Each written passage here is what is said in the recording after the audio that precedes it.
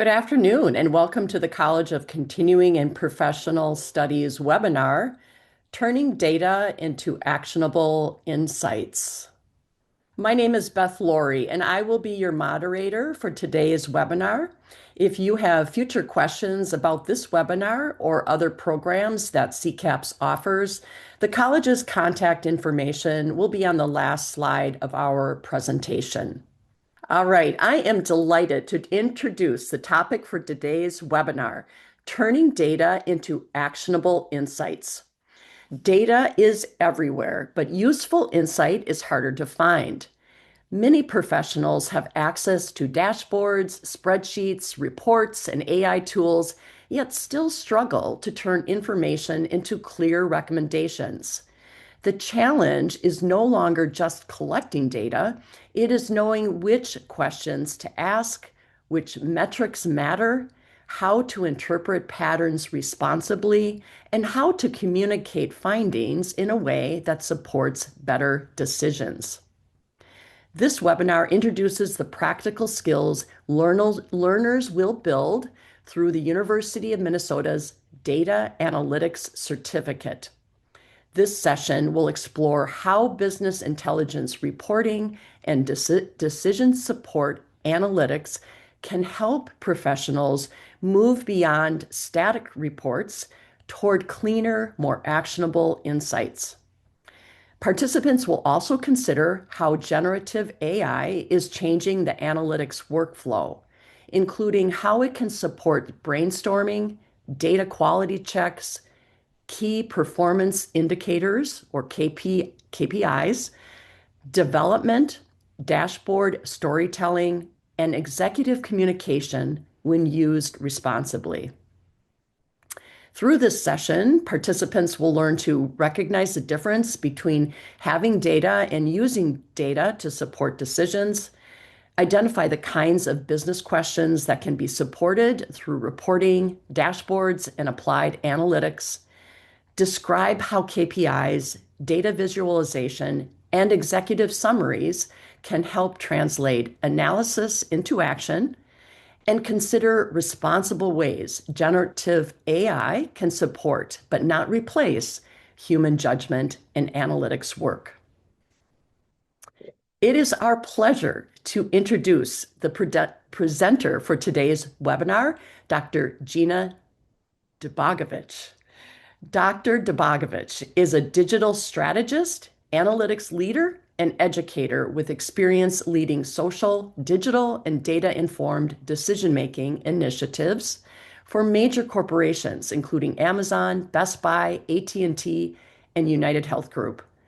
Gina's work has included executive reporting, dashboard development, KPI strategy, marketing and social media analytics, AI adoption, and translating complex data into practical insights for business leaders.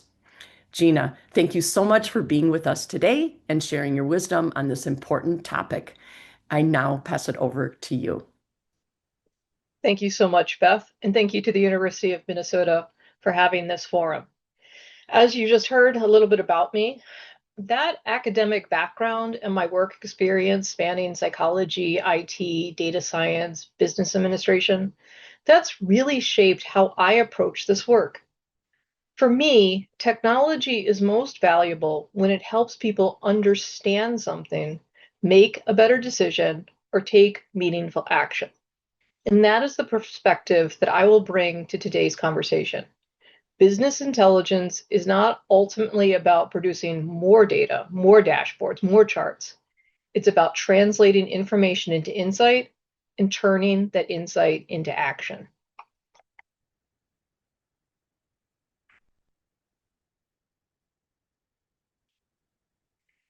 We live in a world where data is exploding. In 2020, the world created roughly 64 zettabytes of data. By 2028, that is projected to reach nearly 394 zettabytes. So in 8 years, that is going to be a 6-fold increase. That equates to about 8 terabytes of data created for every person on Earth. That's you, me, all the colleagues that we have on this call. But the majority of that data is temporary. It's video streams, it's webinars, it's sensor data, it's phone calls, it's text messages, it's website activity. All of those digital breadcrumbs we create throughout the day. So the challenge is not that we need more data. We already have more data than we know what to do with, and more than we've had throughout human history. The challenge is figuring out which data matters. Because collecting more data does not automatically tell us what happened, nor does it automatically tell us what we need to do next. And that, to me, is really the heart of business intelligence. Our job isn't to analyze everything. It is to take this enormous amount of available data and find the small piece that matters for the question in front of us and turn it into information that someone can actually use to make a decision. Let me tell you a little story. So when I worked at Amazon, we held weekly business reviews where each team business unit reported out its performance. At many companies, this might have been a PowerPoint presentation with a high-level summary of results. At Amazon, for this particular business team, we reviewed spreadsheets, printed out spreadsheets, 54 pages of metrics in 6-point font. Nearly every number you could imagine was included. You had to prepare to go into this meeting to have someone say, turn to page 12, line 154, column G, and immediately explain that number. Although this process was extremely data rich, I did not find it particularly effective. It created anxiety because people never knew which metric they might be asked to defend or explain. More importantly, the sheer volume of information could distract from the questions that mattered most. What is happening? Why is it happening? What decisions do we need to make? That experience taught me an important lesson. Providing more data does not necessarily create more understanding. Thousands of rows of many that contain answers. Thousands of rows may contain answers, but they do not communicate it. The purpose of business intelligence is to focus attention on the information people need to make better decisions. Organizations often invest heavily in collecting data and building dashboards, but the dashboard itself is not the outcome. The outcome, the real outcome, is helping someone recognize what matters and decide what to do next. Data is the raw record. Information gives it context. Insights explain what happened. A decision changes what someone does. In this example here, ticket records become an average. That average becomes an explanation about high priority network tickets, and the explanation leads to concrete action. Adjust the escalation process and staffing. Many reporting problems actually begin before anyone ever opens Power BI, Tableau, Excel, whatever capability you're using. Someone asks the classic questions of, can you build me a dashboard that shows how we're doing? That sounds like a reasonable request, but it leaves almost everything undefined. How are we doing compared to what? Who is going to use the dashboard? What decision are they trying to make? What questions do they need answered? If we skip those questions and just jump straight into building, we usually end up with a dashboard full of pretty charts, that may look very polished, but aren't really useful. So before choosing a chart or even choosing the data, we need to clarify the decision. First, who is the audience? Is it an executive, an operations manager, an analyst? They all may need different views of the same data. Second, what decisions are they trying to make? Are they deciding where to invest, where performance is improving, where there is a problem, or what needs attention now? Then we need to ask, what questions does the report need to answer? Those questions should drive the metrics and ultimately the visualization or visualizations we choose. And finally, what does success look like? If someone uses this report, what should they be able to understand or do that they could not have done before? This is why I like to start here rather than with chart visualizations. A useful report begins with a clear business question. The chart and the software come later. One of the most important skills in business intelligence is learning how to clarify what someone is actually asking for. Stakeholders rarely come to us with a perfectly defined reporting requirements. More often, we hear things like, can you show me how sales are doing? Or I need a report on tickets. Or can you get a dashboard for leadership? Those all sound reasonable, but they are still vague. If we start building immediately, we are filling in the blanks ourselves. And that is where reporting can go off track. Take the first question on the slide. Can you show me how sales are doing? My question would be, compared to what? Which region? What time period? Are we comparing to last quarter, last year, forecast, or target? And what are we actually trying to understand? Growth, decline, which region is performing the best? Once we ask those questions, the request becomes much more powerful. Show me fourth quarter revenue by region versus quarter three, ranked from highest to lowest. Now I know what to build. The same thing happens with I need a report on tickets. For whom? And what decision is that report supposed to support? Maybe it's an IT director trying to make a staffing decision. If that is the case, I probably don't need to show them every ticket metric I can find. I need to show which categories are driving delays so that the person can decide whether staffing needs to change. And then lastly, the classic, get me a dashboard for leadership. I have heard versions of this throughout my career, but dashboard is a format. It is not a business need.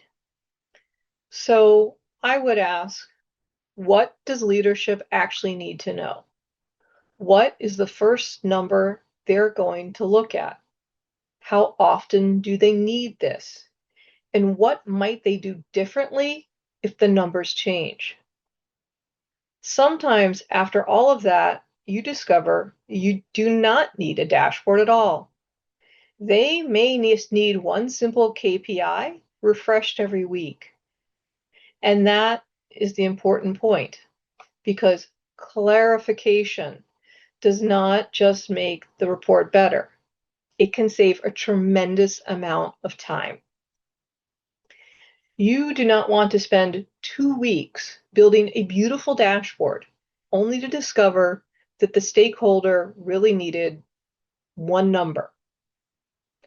So the goal is to not simply take the request as it is given. The goal is to uncover the business question underneath it. Every vague asks hides a more specific decision. Keep asking, keep probing, until you find it. Now that we have clarified the business question, the next step is choosing the visual that helps the audience see the answer quickly. And this is where chart choice matters more than we sometimes realize. These two charts are showing the exact same thing, the same ticket categories, the same values, the same underlying story. But they do not make that story equally easy to see. On the left, there is a donut chart. It is not technically wrong. The numbers are all there. But your eyes have to work pretty hard. You are comparing angles, colors, labels, and slices around a circle. You may eventually figure out which category is largest, but it takes effort.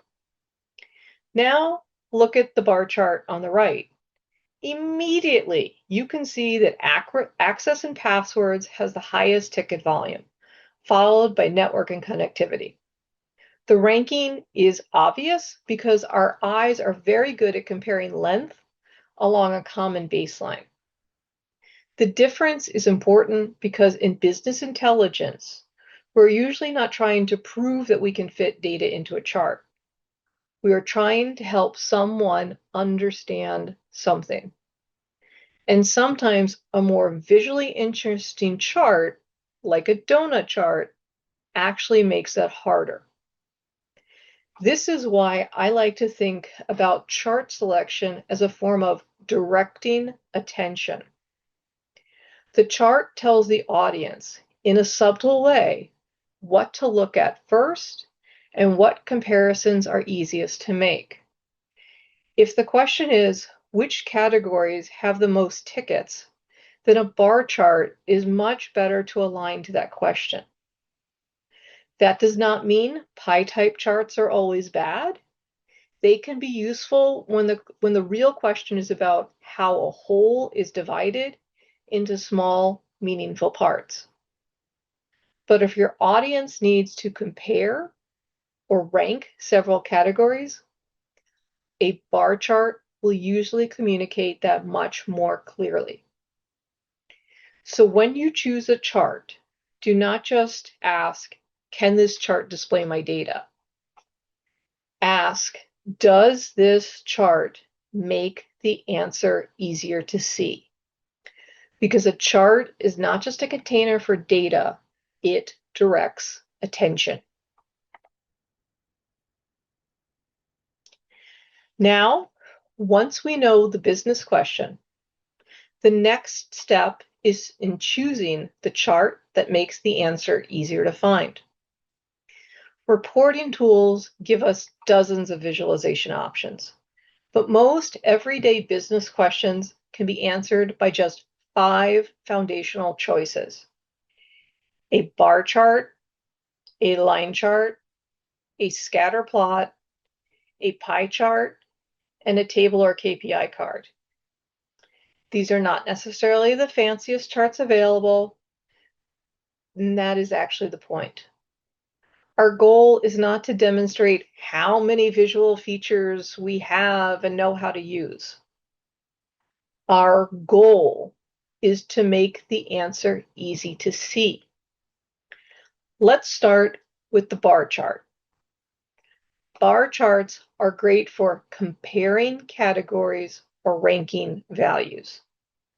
We might compare sales across region, tickets by category, expenses by department, or satisfaction scores across location. They work well because people are very good at comparing lengths. We can quickly see what is highest, what is lowest, and what is relatively similar. So if your business question starts with words like which, highest, lowest, most, or least, a bar chart is often a good place to start. Next, let's look at the line chart. Line charts are best for showing change over time. Think monthly revenue, weekly website traffic, daily patient volume, or annual operating costs. The line helps us see direction. Is something increasing? Is something declining? Is it staying relatively stable? Are there spikes? Are there dips? Are there seasonal patterns? The key here is that the horizontal axis represents a meaningful progression through time. The third option is the scatter plot. Scatter plots help us explore the relationship between two numeric variables. We might compare advertising spend with sales, training hours with performance, or wait time with satisfaction. Each dot is going to represent an observation, and together those dots help us see a pattern, a clustering, or maybe some unusual cases. One important caution. A scatter plot may show that two things are related, but it does not prove that one causes the other. Causation is not correlation. I'm sure you've heard it before, but it's very good to remember when you're working with scatter plots. Next, the pie chart. If you're going to use a pie chart, I would use a whole pie chart and not a donut chart for the reasons we discussed before. It's harder to see with the tiny little angles. Pie charts answer a very specific question. How is the whole divided? They can work well when the categories add up to a meaningful whole and there are only a few slices. If I wanted to know the population of the United States by individual state, I would not use a pie chart. Think about that. 50 different slices, that would be completely meaningless and too hard to read. So, once we have lots of categories or several slices that are almost the same, that they're going to become harder to interpret.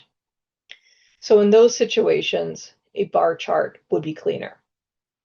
So while I keep pie chart in my large toolbox of those 5 foundational charts, think of the pie chart as a specialized tool. And finally, we have tables and KPI cards. A table is useful when people need exact values or need to look up several pieces of information. A KPI card is useful when a single number warrants immediate attention. If leadership really just needs to know that on-time delivery is 94%, we may not need a chart at all. The number itself may be the message. So the simplest way to remember this is, if you're comparing categories, think bar chart. If you are showing change over time, think line chart. If you're exploring the relationship between two variables, think scatter plot. If you are showing how a whole is divided, a pie chart may work. And if the audience needs an exact value or critical number, use a table or KPI chart. The next slide will show what each of these look like in practice. But the principle I want you to remember is this. Start with the simplest chart that clearly answers the question. I have been in many meetings where the chart type is decided before we even have a business question. I want a gauge view. I want a donut chart. That is not a strategic way to do work. Figure out the business question and then figure out the simplest chart that clearly answers that business question. Here you can see the 5 foundational chart types applied to a retail data set. And You can notice that each visualization answers a different business questions. The KPI card answers what is the one number leadership should remember. In this case, total fourth quarter revenue was $10.2 million. If that is your headline measure, we do not need a complex chart. One prominent number may be enough. The bar chart answers, how do the regions compare? It shows that the West generated most fourth quarter revenue, contributing 31% of the total. Because the bars are ranked, we can quickly compare the remaining regions. The pie chart answers, how is total revenue divided among product categories? Apparel represents 35% and electronics represents 28%. Together, these two categories account for 63% of revenue. This is a situation where a pie chart works fairly well because we have a small number of categories that make up a meaningful whole. The line chart answers, how did revenue change over time? Revenue increased gradually through September and then rose sharply during the fourth quarter holiday promotional period. The line makes both the change and its timing immediately visible. And finally, the scatter plot. The scatter plot answers, is there a relationship between advertising spending and sales? There appears to be a positive relationship. Stores with higher advertising spend also tend to have higher sales. But a few stores stand out because they achieved relatively strong sales with much lower spending. Those high efficiency outliers may be especially interesting because they give us something else to investigate. The important point is that these charts are not interchangeable. Each one reveals a different part of the same business story. The headline result, the regional performance, the product mix, the change over time, and the relationship between two measures. But right now, these are still separate findings. The next step in our journey is to bring them together and ask, what is the story and what should someone do with it?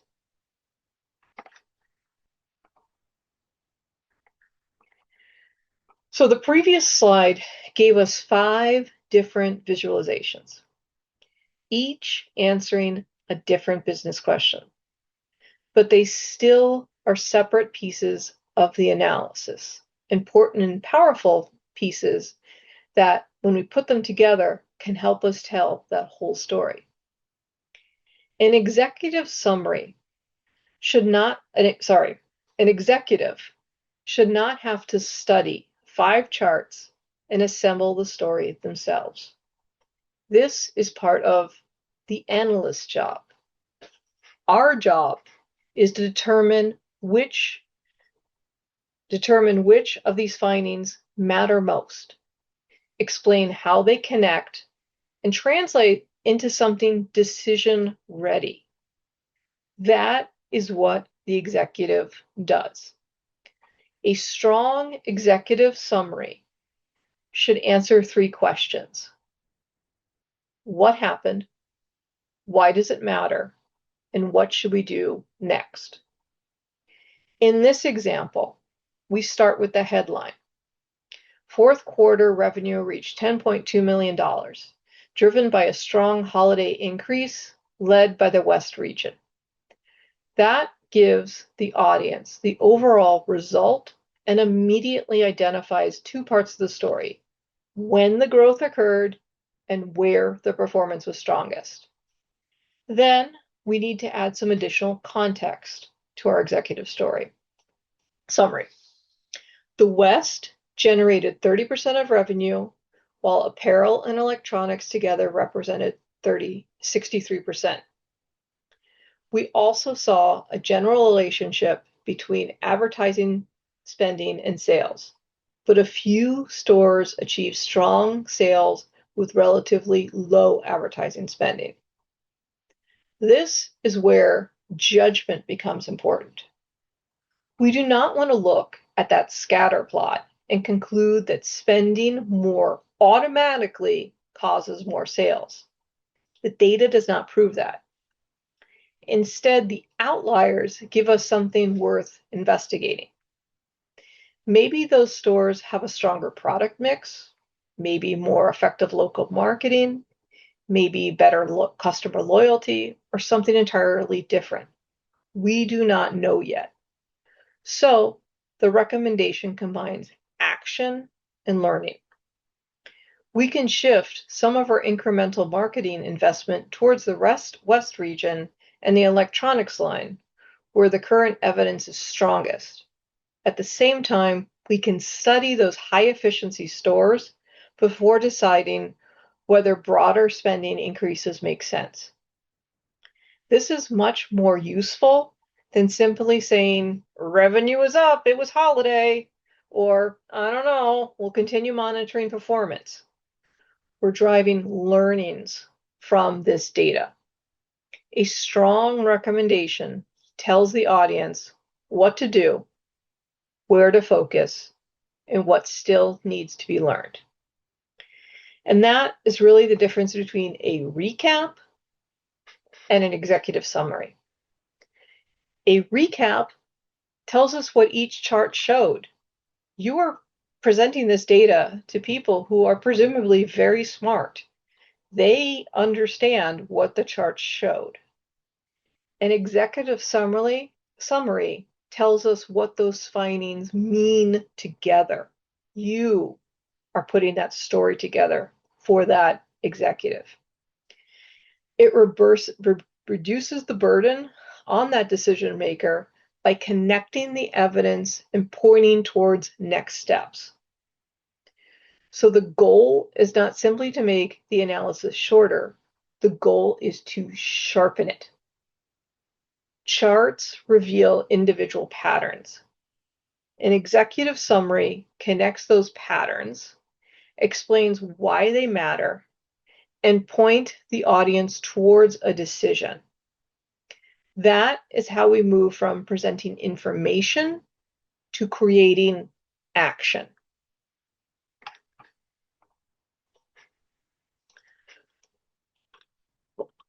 The final snapshot brings the entire sales story together in one place. But notice what comes first, the decision. For a fictional company of Northline, the recommendation is to shift incremental marketing budget towards the West region and the electronics product line next quarter. Everything underneath that recommendation is there to support it. Northline generated $10.2 million in the fourth quarter. The West was the strongest region, contributing 31% of revenue. Apparel and electronics represented 63% of sales, and revenue sharply rose during the fourth quarter holiday promotions. We also found that higher advertising spend was generally associated with higher sales, but a few stores achieved unusual strong sales with relatively modest spending. So before Northline increases investment broadly, those high efficiency stores are worth studying. There may be something happening there that the broader average is just not capturing. And that is why an effective executive snapshot should accomplish. It should not force our leaders to study every chart and figure out the conclusion for themselves. It gives them the recommendation first, followed by the most important evidence they need to understand and evaluate it. 5 charts can describe the business.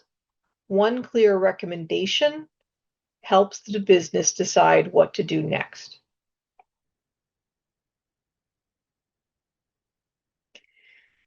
Before I wrap up, I also want to talk about this new world we find ourselves in with generative AI. and how that fits into business intelligence. I know it feels like AI just appeared only a few days or weeks ago, but artificial intelligence was a term coined in 1955 and codified at the Dartmouth Conference in 1956. We have been living in a world of various different types of artificial intelligence. And now we have the new capabilities that generative AI open up for us. Gen AI, the ChatGPT, Gemini, Copilot, there's so many of them. They can be an incredible accelerator. They can help us brainstorm differently. They can help us think of different ways to visualize information. They can suggest dashboard layouts, flag potential data quality issues, draft KPI definitions, troubleshoot code, and then create a first pass summary of our findings. For example, we could give AI the findings from our fictional Northline analysis and ask it to draft an executive summary. That might save us some time and give us some useful starting points. But the starting point is not a final answer. An AI tool does not automatically know Northline's full business strategy, its organizational priorities, its customers, its risk tolerance, or all of the context behind the data. And it may still produce very confident sounding recommendations, even when the underlying data is incomplete, biased, or misleading. That is where human judgment has to lead. People must decide which metrics actually matter and why. We must apply the organization's data governance and privacy requirements. We have to watch for misleading framing, hidden biases, validate the results against source data, and decide whether the recommendations make sense in a larger business context. And most importantly, a person, a human, has to own that final decision. If we present an AI generated analysis to leadership, you still have to be responsible for its accuracy. Saying AI created it does not transfer accountability to a tool. So I encourage you, play around with these tools, become familiar with them. Use it to explore possibilities, accelerate routine work, challenge your thinking, troubleshoot problems, and develop a strong first draft. But do not confuse speed with accuracy or fluent language with sound judgment. Generative AI can accelerate the work. People remain accountable for the judgment. And so, here is a look at one of the courses I'll be teaching starting in January, Business Intelligence Reporting. Over 6 weeks, learners will be able to build a portfolio-ready business intelligence project from start to finish. We'll cover translating business needs into requirements, defining meaningful metrics, working with data in Power BI, Tableau, or whatever software tool you're most comfortable with, choosing and refining visualizations, applying governance and documentation practices, and communicating insights in a way that supports decisions. We'll also use generative AI throughout the course as a support tool for brainstorming, troubleshooting, documentation, and refinement, while keeping human judgment and verification at the center. So now let's open it up for questions.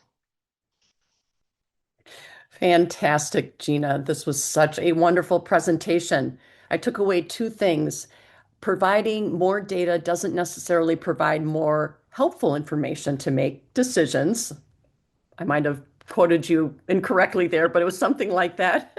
Yes. And then also the importance of asking questions and really drilling down to the key question to provide the information that people need. So excellent. I loved everything about it, and I'm excited for your class starting in January. We will now move into the Q&A portion of the webinar. But before we do, we have a short two-question poll regarding today's webinars, and you should see a survey on your screen right now.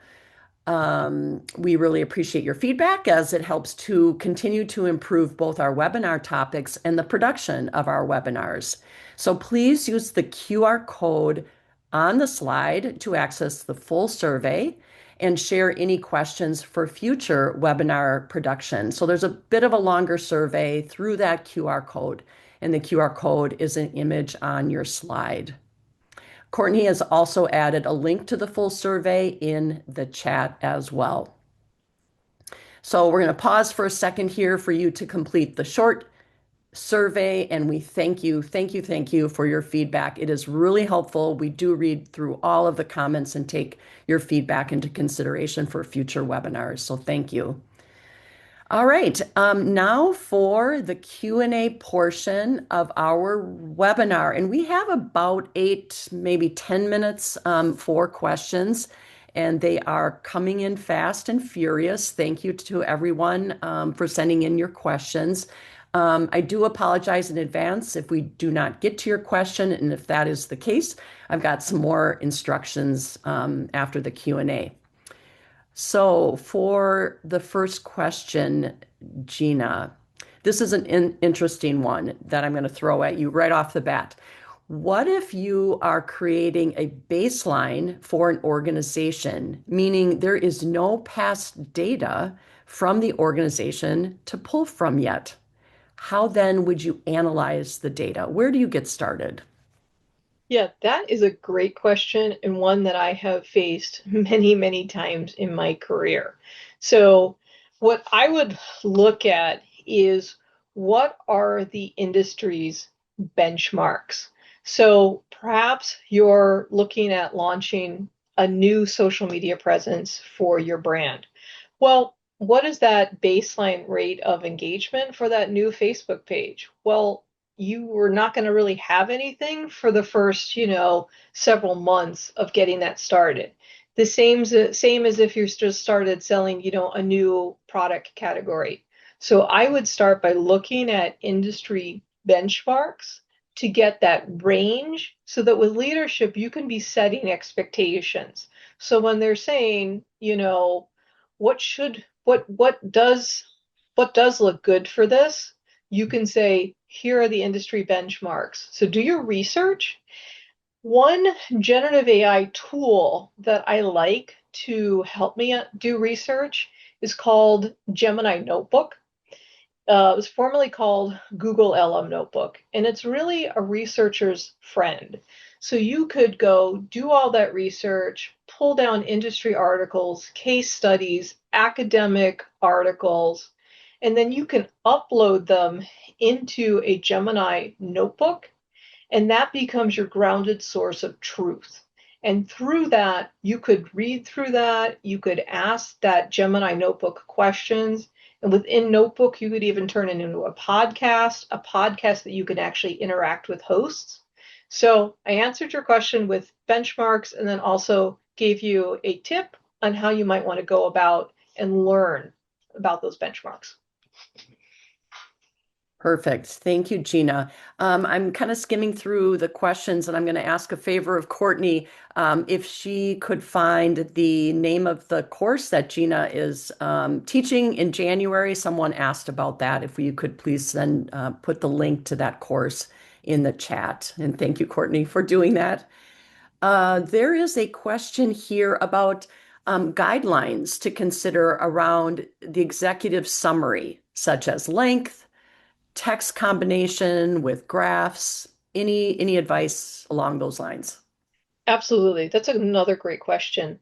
I prefer the executive summary to be a solid one paragraph narrative. I rarely use visuals. The visuals are really going to be supported in that broader document. If you're looking at, say, a PowerPoint slide, I would look at using no smaller than, say, like a 14 point. You want something that is meaningful and impactful. that tells your story very quickly, kind of like the abstract of a academic journal article. You want to get that question in, you want to give some answers, and you want to give some like explanation as to why, and then you really want to tell that whole story. Think of it like when you're going to see a movie. Your executive summary is the trailer, but you're also giving away the ending. So it's a bad Hollywood trailer, but it's a good way of looking at your story. It's like a commercial for the rest of your report. So if you're looking for like a word count, I would keep it maybe 250 words. Um, and of course, things can be very flexible and different from different business types, complexities of different business types, but the complexity of the scope of the report, if you're doing an annual report, that could maybe be a little bit longer. But I would focus on if it's a PowerPoint slide, one slide, a font that can be read if it's being projected. If it's more of a deck that's being sent, then I would keep it at least, 14 points or higher because you're saying this paragraph here has meaning and I really want to focus your attention on it. Great question. Excellent. And then just a quick clarification on the last answer you gave. Someone asked, I thought we were prohibited from uploading the work of others to Gemini Notebook. So you had mentioned Gemini Notebook. Do you have any, did Um, they misunderstand the recommendation that you gave? so you can look at Gemini Notebook. Uh, that is a Google product. And so I do not know the University of Minnesota's requirements, Hmm. but Gemini Notebook is a general tool out there in the broader generative AI ecosystem. And I personally find it a great learning tool. Now, I look at it as a research capability. It you're putting a bunch of things in there and you're asking it questions. You would not take that and turn that into your assignment, right? At the University of Minnesota or Right. in a work situation. So my perspective is that it is a tool in the broader ecosystem to help you understand information. But as I said in this presentation, you are ultimately the writer. You are ultimately the person answering the question. You are ultimately the one who is making that judgment. Excellent. Thank you. Next question. What suggestions do you have for working with people to get to the business need understood? Specifically, how to describe to the business leaders that you will be asking more questions to understand the need more and the why, and also how to make the best use of their time. So, how to best quickly ask the questions to get to what it is that they need to know the need analysis about. Yeah, absolutely. So a couple different ways. So if you have only 15 minutes with a high level executive, you need to be prepared with those 3 to 5 questions that you're going to ask them, knowing that you might only get 3 questions in. So be prepared. Mhm. From a perspective, always just frame it as you're coming from a perspective of curiosity. You want to learn more so that you can best serve the business and complete its mission. If you have the opportunity to maybe work with a chief of staff or a key director on that team, that's where I would schedule more of like a half-hour meeting. So, like, okay, I hear some of my questions and get them answered there. So, focus time with executive, maybe a little bit broader time with a director level. And then third, if there are long-term reporting requests coming into you, I would suggest creating an intake form. So something on SharePoint or a Google form where you can get some of that upfront material so that then you don't have to ask as many questions. And probably over time, when you're working with those business units, you're going to get to know what they're really interested in, and then you will be able to help them refine those business questions when you get those vague requests. Excellent. So this one is a little bit of a spin, I think, on the last question. The listener says, I'm not in a role where upper management asks me for reports, but I would like to be proactive in creating my own report to show management how I can contribute at a higher level. My biggest roadblock is that I'm unsure what information would be of value to upper management. Any advice on questions I can ask myself to help guide me in that correct direction? That's a great question. And I love that you're seeking that developmental opportunity. There is always extra work to go around in any business. And I would suggest, coming up with a couple of good questions that you have some personal passion with in your organization. Then I would talk to your manager and say, I want to continue to develop. I want to learn more. These are things that interest me. I want to develop in the reporting and analytics space. Here's a couple things that I think I'd like to learn a bit more. Does that resonate with you? What are some of the pain points of our customers, of our clients, if I haven't touched on it within my own thinking? Refine some of those ideas. And then get your manager to give you maybe one, two, three, or four other people to go and talk to. Just get like one or two names and start having those conversations so that you're understanding the pain points, the challenges, the one that you've seen, and the ones that those in other areas of your business who have different perspectives have seen. And that's going to really help you hone a couple really good questions. And then with your manager support, perhaps their leadership as well, that's where you can get into really starting to dig into the data and creating something really meaningful that would give you that opportunity to present to executives so that they can see your unique value, how you think and how you can contribute and really show, an answer to some questions that they've probably had. Excellent. Well, Gina, we are out of time. I need to wrap up with a few more slides and some helpful information for the listeners as well. So I apologize if we were unable to get to your question. There were a handful that we did not get to. So if this is the case for you and you would like to pass your questions along to Gina, please send them to ccapsinfo@umn.edu, and Courtney will put that email address in the chat as well. Thank you so much, Gina, for your time, your incredibly useful information and tools today. It's been such a pleasure having you today. And the listener feedback is evidence of how popular your topic was today. So thank you. In addition to supporting individual students and learners, did you know that CCAPS offers flexible workforce development solutions designed to equip groups of employees with the targeted knowledge and the skills that your organization needs? Our programs include industry-driven bachelor's and master's programs, as well as 18 non-credit certificates and more than 90 individual courses. So if you or someone in your organization would like to learn more, please schedule a consultation with me, Beth Laurie, and I welcome the opportunity to discuss learning and development for your employee groups. You can reach me by email at ccapsworkdev@umn.edu. And also, please be sure to visit our website at ccaps.umn.edu/workforce dash development.